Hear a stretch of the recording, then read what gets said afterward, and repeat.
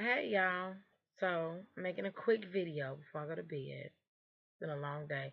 Today is June 27th, 2017. I'm trying to keep track of the day.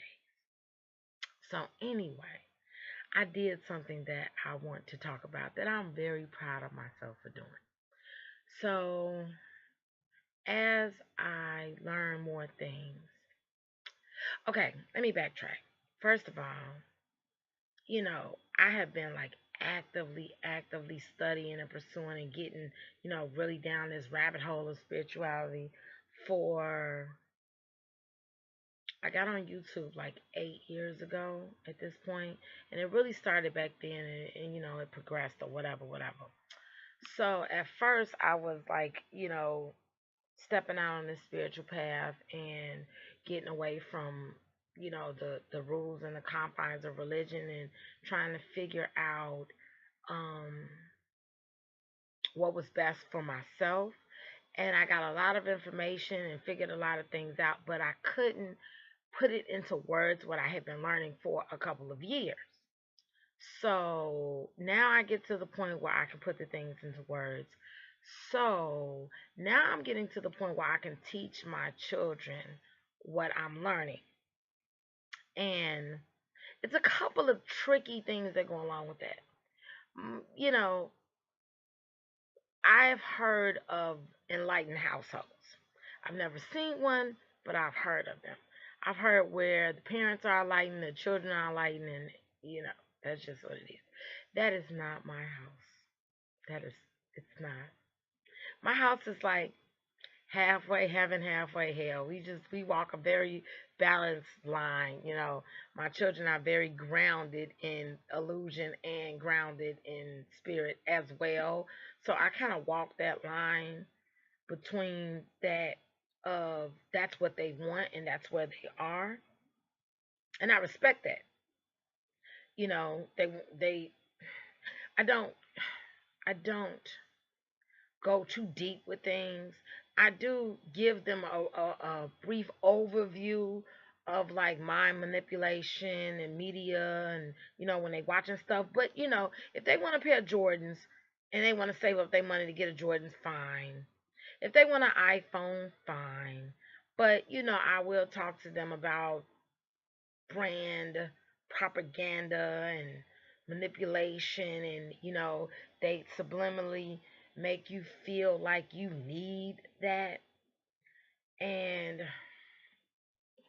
but I understand their influences come from their friends and their surroundings and their environment, and I am just one force in their environment. Yes, I'm a very big part of it, which makes them very spiritual because I'm very spiritual.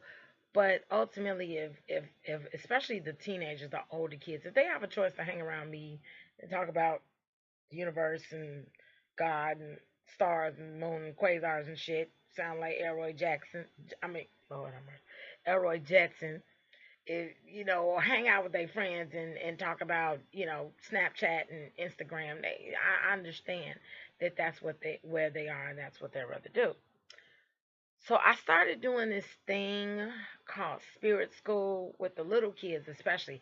I've done it over the years with the older kids, but not as routinely as I do with the little kids. And I love it because, it eventually I'm going to write a children's book, and I'm realizing that it is a good way of introducing spirituality as far as consciousness and awareness to kids because I have to break it down to where they can understand. So I try to record all the sessions because I'm gonna start writing books.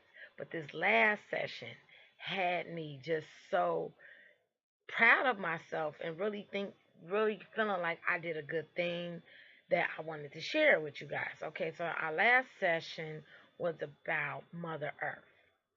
And I grabbed my 15-year-old and I made him sit in this session too. And I usually don't make him participate, and he was, oh, mom. But I made him participate in this session. And I'm going to tell you why. So we're outside. I had it outside in the backyard. I put a blanket down, and we sat on the blanket and we talked. So as we're coming out there, we sit on a blanket. There was an ant crawling on the blanket, and my son is like, "Oh, kill it, kill it, kill it." Yes, you need spirit school right now. And I was like, that is exactly why I'm doing this, because you're outside. You're in the ant's house. How you gonna kill the ant for being an ant in the ant's environment? It's like, I need you to respect life, period. Not just human life, all life. So the spirit school was basically about respecting Mother Earth and the life that is on Mother Earth, and how there is no one life that's more important than another. That ant's life is just important as your own.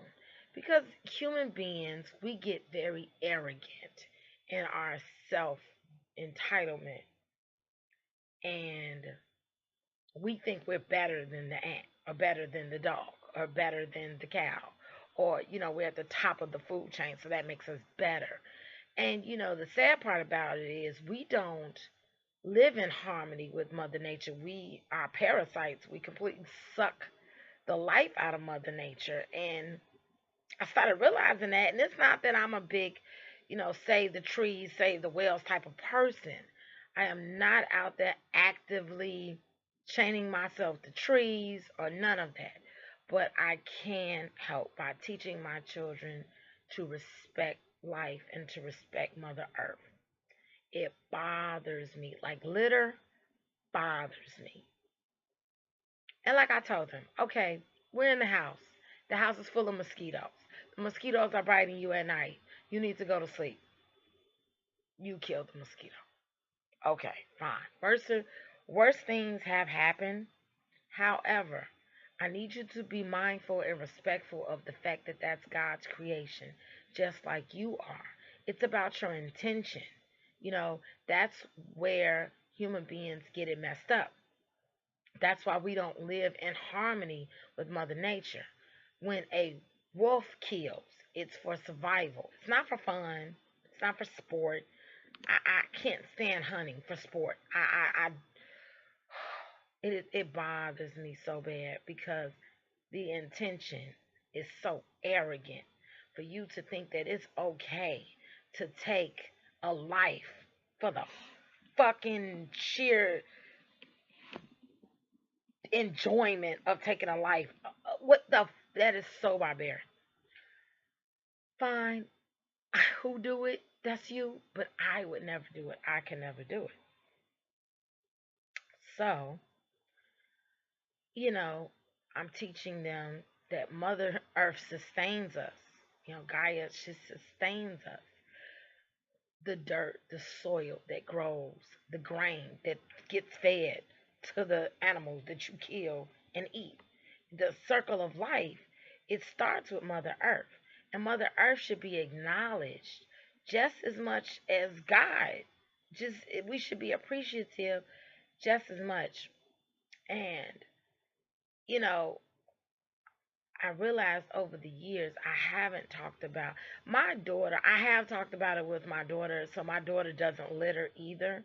She doesn't drop things on the grass or throw things in the ocean. And we're not big on recycling. Don't get me wrong. And it's certain things that as I grow older, I'm going to try to get better at. Recycling is one of them because I do understand that we have a landfill maybe 15 minutes from my house, and in the summertime it smells really bad, and it's these big mountains of garbage. And so I did explain to my children, this is what recycling, not using things that are recyclable, does. It creates these landfills of garbage, and we run out of space on this earth, on this planet, to put all this crap that we don't need in the first place. And it's just like we use the resources of this land just asshole backwards. We, as technology has increased, so has in our desire to be comfortable. And don't get me wrong, I understand that. I'm not knocking that. I just want them to be aware of this is what's happening and why. This is why global warming exists. This is why we're running out of space. You know, and I teach them a lot about history and how history evolved. But I only do it a little bit at a time. Like, you know, there weren't cars, and the cars bring pollution, and the factories, and you know what life was like when it was simpler, just to get them to understand and respect Mother Earth and respect the ground that you walk on, and that our houses are built on top of her. And you know, she has a soul, she has a spirit, she's an entity, she's a living entity just like we are, and she deserves respect just like the ant. But you know, moral of the story was, it was a really good thing to do, and I really enjoyed myself, and I really felt like I was doing something, you know, doing something to raise the vibration of the planet, because even when you work on yourself, it raises the vibration of everything, raising your own vibration. Little tidbit, I have to go. So,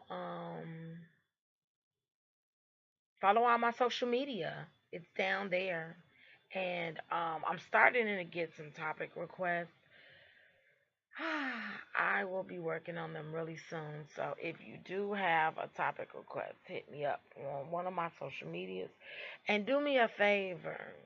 If you um friend request me on my personal Facebook, shoot me a DM saying that, you know, you're a YouTube subscriber, because I run into some creeps sometimes, and I have been stalked a couple of times on social media. So I am a little cautious of friending somebody who I don't have no mutual friends with, or, you know, ain't in a group with or nothing. Just do me that favor. It's cool. But um I will holler at you guys later. Peace out.